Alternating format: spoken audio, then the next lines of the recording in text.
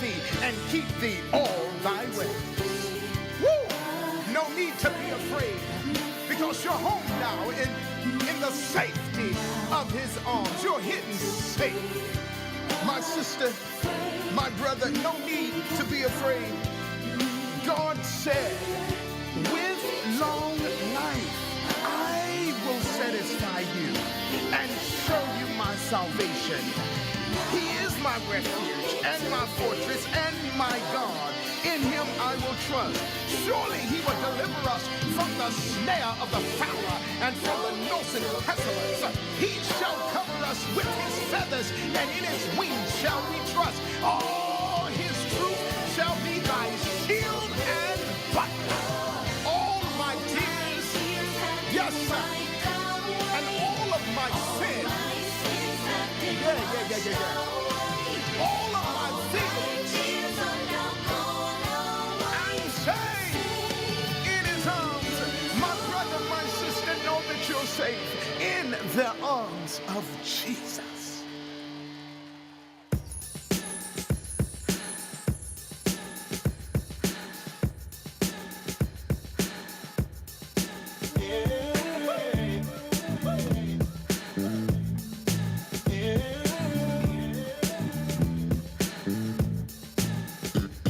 This morning was something heavy on my mind. But it's alright. Couldn't see clearly with these tears in my eyes. But it's alright. On my knees, emergency, so I started praying. My God. Oh Lord, I need you here with me. But in between time, I'm already anticipating a perfect design. So glad you did it this way. Everything you done for me, what does make it long? Without you, where would it be? Yeah. What does make it long? You find a way to make it alright. What does make it you long? Never late, you're always on time. You never late, you're always on time. You never late, you're always on time. Oh, you changed my life. My wrong and made it right overnight. Now I got a testimony about my God, and I'm ready for the whole world to see. Yeah. But in between time, I'm already anticipating a perfect design. So glad you did it this way. Lord, God, thank you, Lord, for everything you done for me. You where would it be? Yeah. You find a way to make it alright. You're never late, you're always on time. You're never late, you're always on time.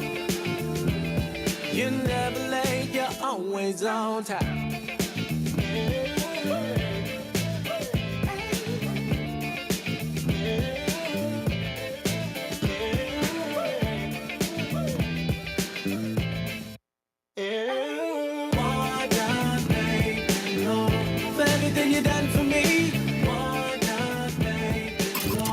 Connecting the community through gospel. The new 107.9 FM, W300EB, Macon, and WDDO 980 AM, Perry, Macon. The views expressed on this program are not necessarily the views of the Glory 980 AM, the Glory Media Group, LLC, WDDO AM, its staff, management, or advertisers, but are the views and opinions of the participants of the broadcast. It is now time for the live broadcast of the NAACP with Gwinnett Westbrook and Mr. Dumas.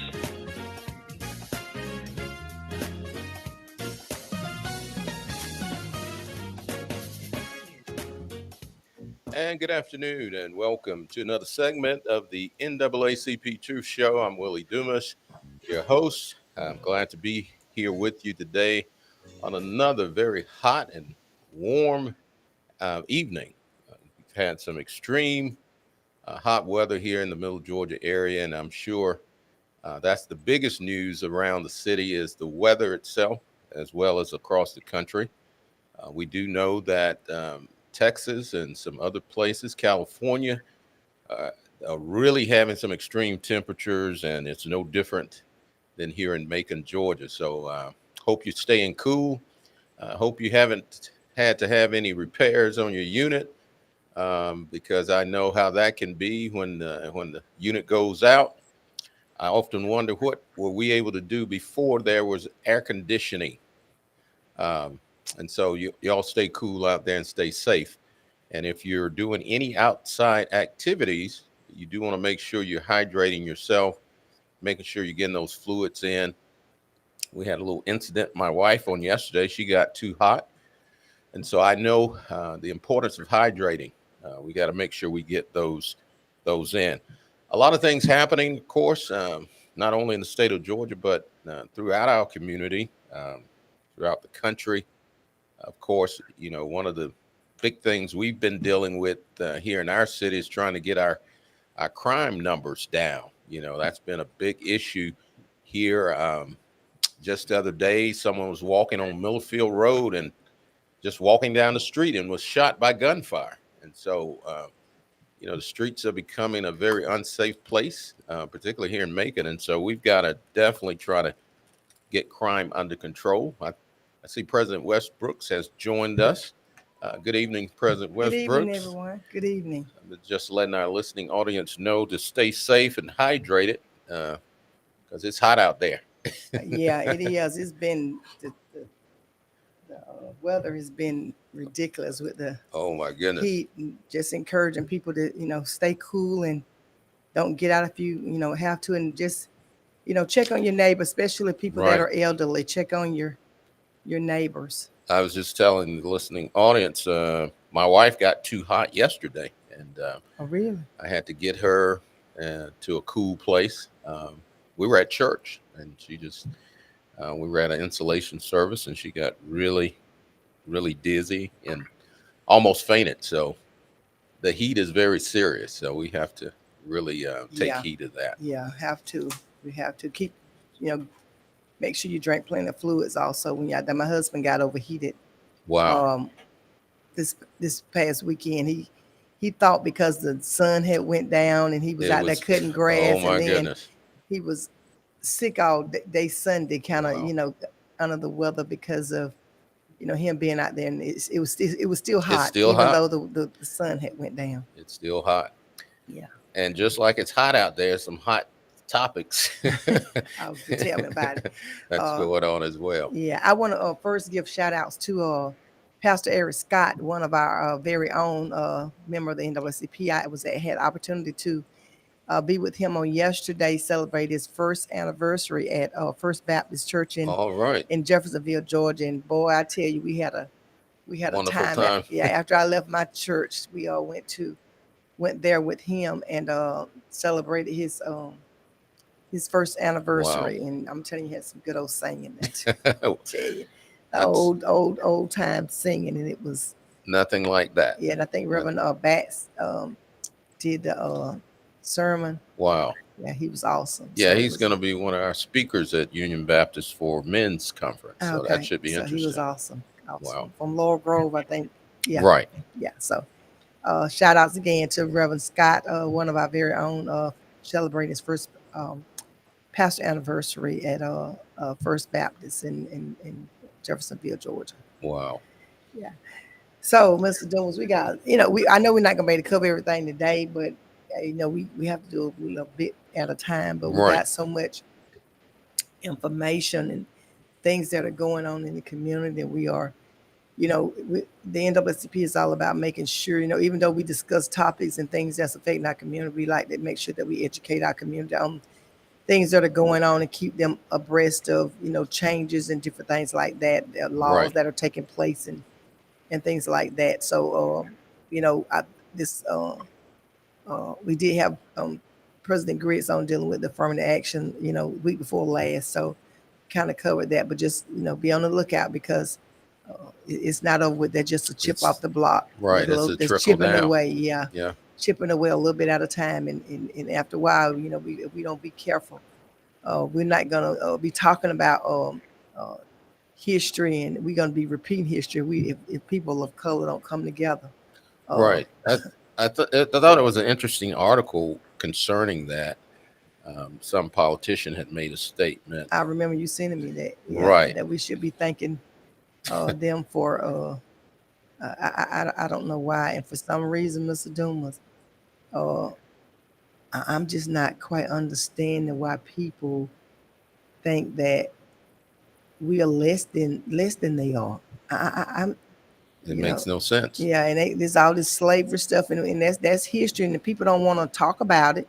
They want, you got some states and governors want to erase that it happened, and we should never forget where we come from, because that's what make us strong, and that's Absolutely. what make us continue to, that's what drives me, the fact that people don't say that I don't belong, or I should. That's what drives me, and so we should never forget where we come from. Slavery is a part of history, and it's not going away. And like I just said, if people of color, Black people, do not come together, and I'm not, knocking any other race. I'm just saying I know about my race. Exactly. If we don't collectively come together and stand together when issues arise, then history gonna be repeating itself. It's not only, you're not only gonna be reading about it, you're gonna be living it. Yeah, you're gonna be living it. You're gonna be experiencing it. And and we talk about slavery. Slavery is not, freedom is not always free. We got some instances where they just doing a lot of stuff with paper and pen now. So we got to come together. When different things come about, I don't care what that other race got going on with each other. They're gonna come together as one to deal with whatever they got to deal with. Right, and we have to follow suit. And we have to do the same thing. We will not come together. When we stood down there and talked about this guy talking about hanging Black, even though it didn't happen, it happened in Atlanta. Right. But he had business. His business was here in Macon. He lives in Byron. The whole entire Macon should have been standing with us because we're standing up for the community. Right. Communities. And so the issue that press conference should have been full with not only just Black people, but they say that people, we could, thing about it is Black people whatever's going on, we're gonna support whatever's going on, no matter what the race is. We won't support our own race, but we'll support everything else that's going on with anybody else's race. So that's crazy to me. But we gotta come together collectively, because if we don't, like you said, we're gonna be experiencing and living history. Right, because I looked at the situation that happened on Millerfield Road. Individual walking through the community, and I use that street quite often. To come off of 49. I could have been driving through there just like this person was walking, and gunfire. Get glazed by gunfire, and so if people are experiencing certain things in their part of the community, that should be a concern, because pretty soon, it'll be in your community, dealing with these same types of issues. But Mr. Doom, as you know, is I was just speaking to someone just right before I got here about her hello, Michael Anthony Hicks. Yeah, I see he sent a shout out to us. Yes. And so she was talking about her cousin was just riding down the street and was shot. We're talking about over here on Ayers Road, you got teenagers, 13 and 14 years old. And just imagine somebody actually riding down the road, and they see you with a gun, and they you got a gun pulled on, and I was at a place, other couple days ago, and somebody got into an argument, and the girl pulled the gun out, and I was like, getting ready to leave, and I was like, and I said, babe, you don't pull out a gun unless you're gonna use it, right? Because you got killed pulling out. I was like, let me, I said, And I, after everything was over with, I pulled to the side and I talked to it. I said, "You finna go to jail for about 30 years if you don't stop doing what you're doing." Right. I said, it's crazy. And sometimes people are so stuck in their routine, when you try to give good advice, I got out of there. I was like, I don't blame you. let me hear. I'm like, they got to argue. And I was like, oh my goodness, let me get out of here. But the thing about it is, our young people, they just don't fear anything. They And really so, don't. we did a press conference a while back, some years back, Mr. Dumas, when, we were dealing with crime and I was very emotional at that time because my brother got killed when he was 19, but this year was his 20th year that he has been deceased. But it was very emotional for me doing that interview because we were dealing with a lot of crime and killing during that time. Right. And some of the recommendations that I made, some people I got some flack back from it because I was saying, parents should know where their children are at a certain time of night. I know parents, and I'm not criticizing parents because sometimes parents are working. That's Jad Smith. Jad Smith. I know sometimes parents work at night, and kids try things and they do things and they slip out from home and but it's a different type of it's just a different type of vibe now. It's not like it was when you got kids out late at night. They're just probably somewhere smoking weed or something like that. That's what they're just out doing something. But now you got kids out with guns. And so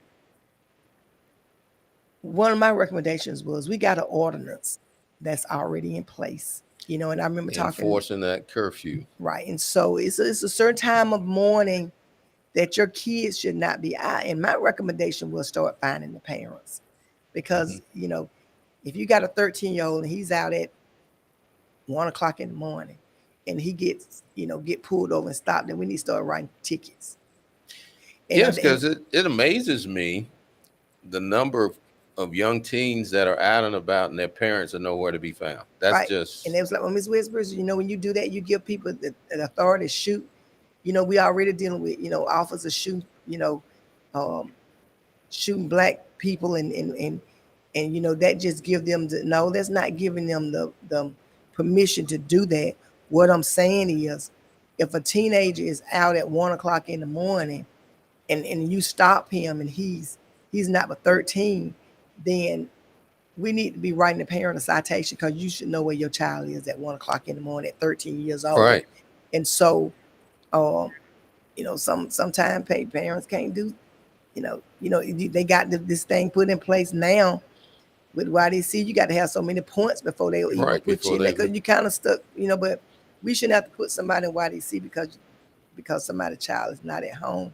But something has to be done. Just like I said, those kids that was on Ayers Road that had guns and different things like that. Last week, right, it was in the news. This is, I'm saying, people will. You 13 years old and you point guns at people that's passing by. Somebody will shoot you. Right, exactly. Because they're fearful, and that's why I say you don't have a gun and point it at somebody unless you're finna shoot them. I'm saying, because not shooting somebody, but it's just crazy that you doing that, and lives could be lost because some people are not gonna let you point a gun at them, and because they're feeling threatened, right? So that's threatened. Like stand your ground. I see someone mentioned the main influence of why these young people, male and female, are shooting and carrying guns is the music that they're listening to, and that does have a major influence on our young people. It does. And you know what, Mr. Dumas, I was reading somewhere, and it was a topic somewhere that a lot of these folks that's making this music, they don't live that lifestyle. Exactly. They don't even live that lifestyle. Right. That they're the type of portraying. music that they're portraying and putting out there. So it's gonna be, we got to quit talking about it. I'm saying, because it's so real, and you and I'm gonna tell you, Mr. Dumas, when you go to the jail and you see all these folks in jail for, different things, and it's mostly us, it's just heartbreaking, and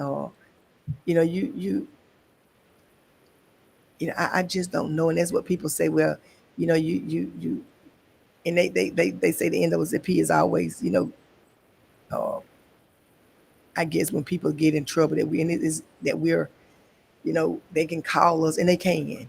We're not gonna take up for somebody that's killed somebody and broke the law. But if they're in jail and their rights are being violated, then yeah, they can call us, and we're gonna Right. deal with that. But we can't condone somebody breaking the law and killing somebody, and it's not self-defense. And Exactly. you just standing somewhere, putting going at somebody and shooting at cars that's coming by, and just, you got innocent folks being, shot and killed. It's just ridiculous. There was a gentleman they interviewed last week.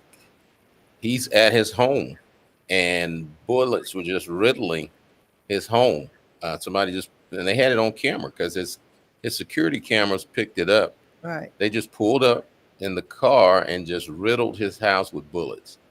And he said that law enforcement informed him that he was not the target, possibly. But I mean, no matter who a person is shooting at, if it's hitting your home, it's putting your life in danger. Yeah. You could care less about who the target was, because you're dealing with that particular incident. And then they said they got the shoot spotter that's supposed to be, I don't know how efficient that is now. When people are, you don't, well, I guess I don't hear about it as much as I used to do. Maybe it's working, but by the time they get there, they probably gone.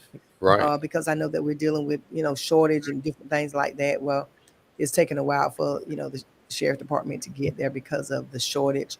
And that's another conversation that we'll be having. But this violence and crime is really out of control. And these people got to value their own life before they can value somebody else's. And it's a different story when you get down there. Then they turn into a little child. Then when they get, Right. when they get charges, it's just like, they're 13 years old. And then when they get charged, they'll let them sit.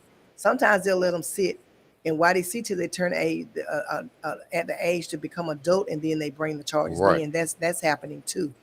And so you got kids committing, these adult crimes. And so, just in, saying to the community, you got children, you can't be with them 24 hours a day, but you got to know where your children are at a certain time of morning. Your children shouldn't be out at 1, 2, 3 o'clock in the morning, and you don't know where they are. It's just, I just think about the time here in, I think it was in Green Meadows, where the lady's grandson had got killed, and she didn't even know that he was was not in the house. She thought he was there in the house, and he had got killed.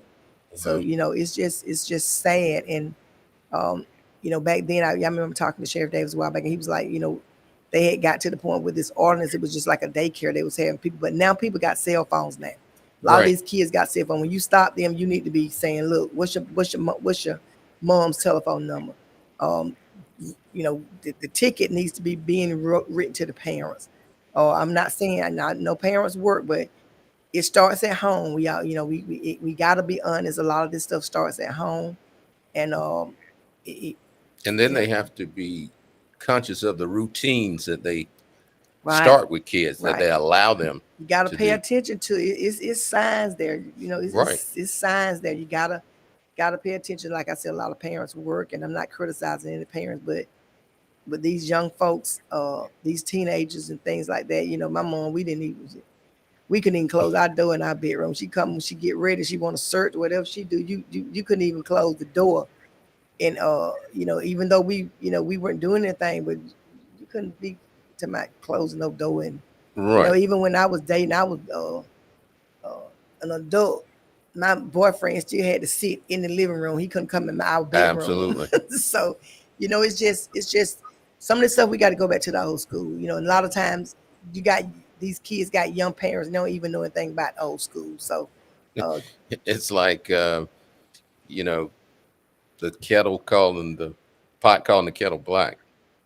They don't really know what to tell the kids because they don't know. right, because you just take an example. You got a child gets pregnant at the age of 17, 18. Right now they give them everything they need to get out on their own, and normally that's what happens. Kids um um um they give them housing. A lot of times they get public housing at the age, when they get to become adult. They sometimes they get jobs, but they give them everything they really need to get out on their own. And so even at 18, um you become emancipated adult, but you still are not mature. Right. And that's the whole key. Yeah, they become People emancipated look adult, but they're still not. because you got some adults that haven't matured, Yeah, and so they haven't matured, and so they're raising a child. So you're talking about a child. You're 18, a child at 12 years old. Then you're only about 20 years old. And Right. he's 10, and he's getting in trouble at 10 years old. And so yeah, we gotta put something in place. And I see what Michael Anthony, he said there needs to be a federal law that says if a young person, teenager, shoots and kills another human, and they yet convict, they need to find the person who sold them the weapon and charge them with the same crime. And that yeah, makes sense. Yeah, and so and they got some laws now. It used to, Dr. Cujo talked about this SB 440 and 441. A lot of times kids are, I've read a story, and I think we talked about it on a show one time. Young boy was charged, given life in prison, but now they're looking at that and changing that where, teenager or whatever at a young age. That they don't get a lifetime sentence. That they, when they commit a crime, they don't give them a life sentence because of rehabilitation. Right. People can be rehabilitated. So, but we it's just sad that you're afraid to even sit in your house. You don't know when somebody's going to shoot and the bullet may hit your house. So it's just crazy. I don't know. And the other big thing that's happening, particularly with kids being out of school, you're having a lot of car break-ins, and in most cases, what they're looking for is guns. Right. They're breaking in glove compartments, thinking that the owner of the vehicle has left, their weapon in the car. And a lot of times they do. Right. A lot of times they do. And that becomes an issue. And yeah. So we got a few more minutes, and we're going to talk about this subject. But a video came to me, was sent to me by somewhere. When stuff happened, they always inbox me, Ms. Westbrooks. The young lady that was dragging the child, and she was incarcerated, because I was like, did this happen in Macon? Right. And so that was my response, but it did happen in Macon, but she's made bond. But I'm just hopeful that something is done. I'm sure something will be done. I don't know if people that treat children like that should even have children. Right. I actually thought the child was dead because she was so limp. But we got to protect our children. I'm hoping that they don't even actually, I don't know if she have any more children. I'm sure if she does, they probably removed her from the home. But, and the other question that I would have to that is she does she have any mental issues? The mother. I've said it all the time that we still haven't really talked about the effects of COVID on individuals. I know a lot. I don't know if she's married or if she's a single parent. Yeah. But sometimes these single parents become so overwhelmed with what they do with their work environment and then trying to raise their children that they sometimes take out that rage on kids that, they snap. But, I don't know if that's the case with this individual. Yeah. but I would hope that there would be some type of psychological evaluation. And hopefully they will do all of that. It was just disturbing for me. Right. I guess with me, previously employed for the state of Georgia, and a lot of times you see a lot of different things, but um, uh, my heart just goes out to the child. Like I Absolutely. say, hopefully they'll do evaluation, but um, I know just at this point, even doing the psychological evaluation, I don't think that she needs any kids in her custody at this point. So hopefully, Not to take those kind of yeah, measures, because yeah. when I saw the video, I found it just very difficult to believe it was actually taking place. I just broke down. I was like, I couldn't take it, but like I said, hopefully they can figure out what's going on. But I do know she was released on bond. So Patrick Davis has put some information up here about this viral video that went dragging her daughter by the hair. So hopefully they'll right. I just think right now until they decide whatever evaluation they need to be done, she doesn't need any kids in her custody. I'm sure that they've already taken care of that. I'm sure. Exactly. Was an age given? Was her age given? No, at all? It wasn't. Yeah, I didn't see an age, but he did put the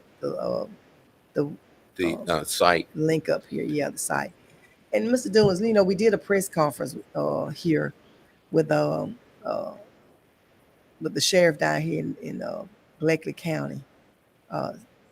Patrick Davis said, name is Samira Mona White, 27 years old, charged with first-degree cruelty to children. Wow. So yeah, she's in her early 20s. So that's the same thing I was saying, to have these kids at a young age, right? And don't even know how to cope with this kind of stuff. So we talked about this sheriff that groped a TV judge, and it didn't just happen, but Right. Didn't just happen.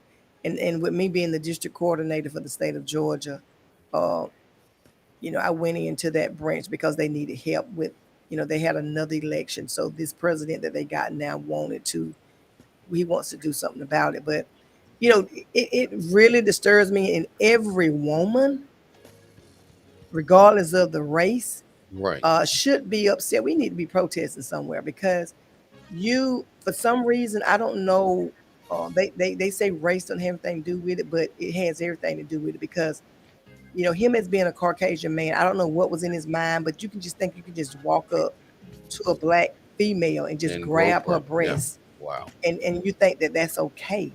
And I promise, I can't promise you, but this probably is not his first time doing that. Exactly. Not his first time. But it's the way that they handled it. And I'm not understanding. My concern with it is that people of color didn't get the same type of attention to things that happen to us. We got to get on the news. We got to protest. We got to do a press conference. It took them 10 days to issue a warrant for this You guy. have been listening to the live broadcast We'll talk about it again next week, but with Gwinnett Westbrook and Mr. Dumas. we're dealing with the issue.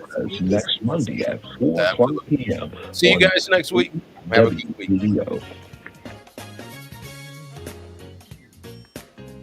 The views expressed on this program are not necessarily the views of the Glory 980 AM, the Glory Media Group, LLC, WDDO AM, its staff, management, or advertisers, but are the views and opinions of the participants of the broadcast.